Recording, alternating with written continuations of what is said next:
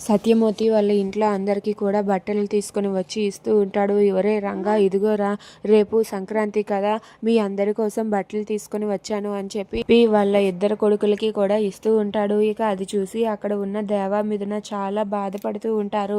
అలా వాళ్ళు బట్టలు తీసుకువచ్చి ఇవ్వటంతో అక్కడ ఉన్న సూర్యకాంతం, రంగా వీళ్ళందరూ కూడా మమ్మల్ని ఆశీర్వదించండి అని చెప్పి సత్యమూర్తిని ఆశీర్వదించమంటారు. ఇక అక్కడ ఉన్న సత్యమూర్తి అయితే, రేపు పండుగను మనం చాలా బాగా జరుపుకుందాం రా అని చెప్పి సత్యమూర్తి అంటూ ఉంటాడు. ఇంతలో అక్కడ ఉన్న వాళ్ళ పెద్దన్నయ్య ఇలా అంటూ ఉంటాడు, "అదేంటి నాన్న, మా ఇద్దరికి మాత్రమే బట్టలు తీసుకొని వచ్చావు" అని చెప్పి అంటూ ఉంటాడు. దాంతో అక్కడ ఉన్న సత్యమూర్తి, "ఇంకెవరికి తీసుకొని రమ్మంటావు?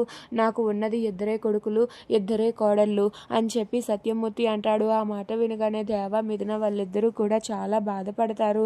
దాంతో అక్కడ ఉన్న దేవ అయితే చాలా బాధపడుతూ ఏడుస్తూ ఉంటే, మిథున అయితే దేవాని ఓదార్చుతూ ఉంటుంది. ఇక అక్కడ ఉన్న వాళ్ళ పెద్దన్నయ్య ఇలా అంటూ ఉంటాడు, "అదేంటి నాన్న అలా అంటారు?